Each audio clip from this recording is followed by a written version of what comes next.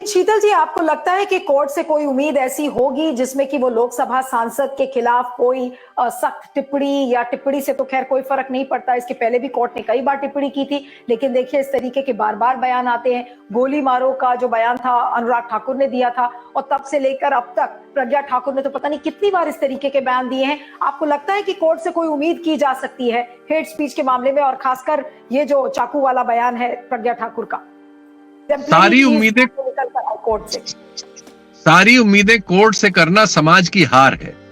समाज हार गया है इनसे, इसलिए वो अब चाहता है कोर्ट उसका काम कर दे।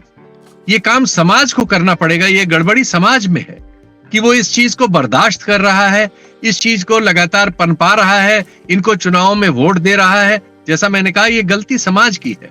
कोर्ट इसमें क्या कर सकता है? अधिकतम अगर कोर्ट इन पर कोई मुकदमे का फैसला भी कर देगा, वो कह देगा कि एक एफआईआर दर्ज भी कर लीजिए, तो फिर जांच तो उन्हीं लोगों को करनी है जो आज एफआईआर नहीं कर रहे हैं।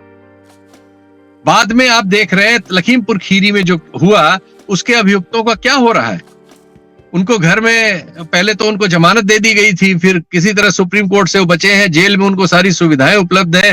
राजनीति में वो चुनाव दर चुनाव जीत रहे हैं, प्रशासनिक मदद उनको हासिल है। उन्नाव के उस लड़की के बलात्कारियों का क्या हुआ था? ऐसे सारे हाथरस वालों का क्या हुआ था? सब जगह अपराधियों का क्या हो रहा है? जिन लोगों ने 2002 में इतना बड़ा नरसंहार किया, उनका क्या हो रहा है? वो सब छूट गए आज, और वो औरत बिलबिलाती घूम रही, जिसके चारों तरफ लोगों की हत्या हुई, बच्चों की हत्या हुई, परिवार की हत्या हुई, बलात्कार हुआ। वो अब विक्टिम है और सबके सामने है, और उसके साथ कोई नहीं है। कोर्ट भी अब उसके साथ नहीं है। कोर्ट तो खुद ही हमारे लॉ मिनिस्टर से लेके पूरी सरकार और पूरा सोशल मीडिया पे पूरा कैंपेन कोर्ट के खिलाफ चल रहा है। कोर्ट को कोर्ट रहने ही नहीं देंगे। वो कोर्ट वैसे ही बहुत कम कोर्ट बची है, जो थोड़ी बहुत बची है वो अब हमले की जद में है। सुप्रीम कोर्ट कंटिन्यूअस हमले की जद में है, कॉलेजियम सिस्टम हमले की जद में है। लेकिन जो आप कह रहे हैं कि ये पूरा समाज एक तरीके से फेल हो गया है, जुडिशरी अगर मान लीजिए कुछ ऑर्डर दे भी देती है, तो जो प्रशासन में जो लोग बैठे हैं जिनको जांच करनी है ऐसे मामलों की, वो फिर उनको बचाने में लग जाएंगे, तो फिर हम क्या समझें? क्या प्रज्ञा ठाकुर बिल्कुल बेलगाम हो चुकी है और वो इसी तरीके से गलती करती रहेंगी, इसी तरीके से हम डिस्कशंस करते रहेंगे, लेकिन उनका कोई कुछ भी बिगाड़ नहीं पाएगा? नहीं, मैं इससे फिर असहमत हूं कि आप प्रज्ञा ठाकुर को अकेले इसमें दोषी पा रही हैं। ये समवेत स्वर है इस समाज का। समाज के 32%, 35%, 37% जहां जितना हो, ये उसका समवेत स्वर है। वो समवेत क्रिमिनल है इसमें, वो सब शामिल है उस बयान में। वो सब वैसा ही सोच कर और बढ़ा रहे हैं आगे। वो 24 घंटे यही सब कर रहे हैं और उसके बाद झूठ बोल के कानून और दूसरे जो स्क्रूटनी के सेंटर्स हैं उनसे बचने की तरकीबें निकालते रहते हैं, या इस तरह की बात करते रहते हैं जैसा आपने बताया कि उन्होंने वो तो नहीं कहा, तो वो कह दे, तब उसके बाद आइएगा मेरे पास। ये जो समाज का एटीट्यूड है, यही क्रिमिनल होने का, क्राइम में हिस्सेदार होने का सबूत है। हमारा समाज इस अपराध में जो सामने पड़े हुए हैं। अब आप सिद्दीकी कप्पन का मामला देख लीजिए, उमर खालिद का मामला देख लीजिए, मोहम्मद जुबैर का मामला देख लीजिए।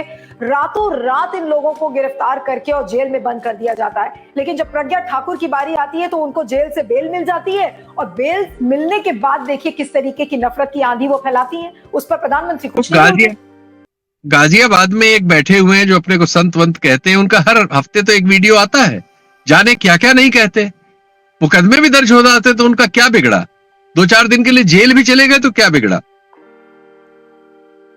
वो तो माला फूल पहन के लौटे और सारा मीडिया उनके बयान लेता है, वो हर हफ्ते फिर बोल देते हैं, क्योंकि ये चीज वोट पैदा कर रही है और ये वोट उसके हिस्से में जा रहा है जो आज सरकार में है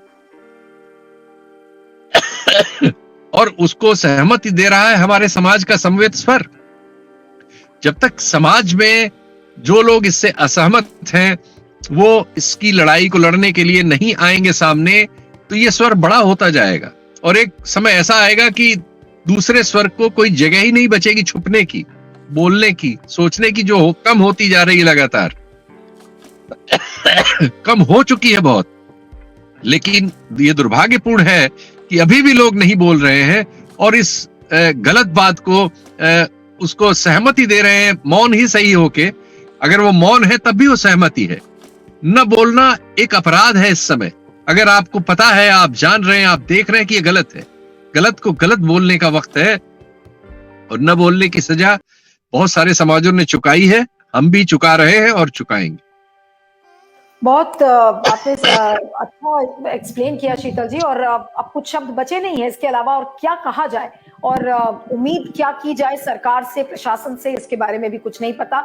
लेकिन कुल मिलाकर आप सभी देख रहे हैं, सभी दर्शक जो ये वीडियो को देखेंगे, जिन्होंने शीतल जी को सुना और उन्होंने हर तरीके से इस चीज को एक्सप्लेन किया है कि कहां पर कोर्ट असफल रहे हैं, कहां पर सरकारें असफल हो रही हैं, लेकिन जो नफरत के वोटों की खेती है वो बराबर चल रही है और समाज को इसमें भागीदार बनकर आगे आना होगा। आप कैसे करेंगे, इस पर आप सोचिएगा और इस वीडियो को ज्यादा से ज्यादा शेयर करिए, फीडबैक दीजिएगा। Thank you so much Sheetal ji for joining on Hard Reality. Thank you very much. और हमारा ये एपिसोड कल फिर से आपके बीच होगा 8:30 बजे। Thank you very much.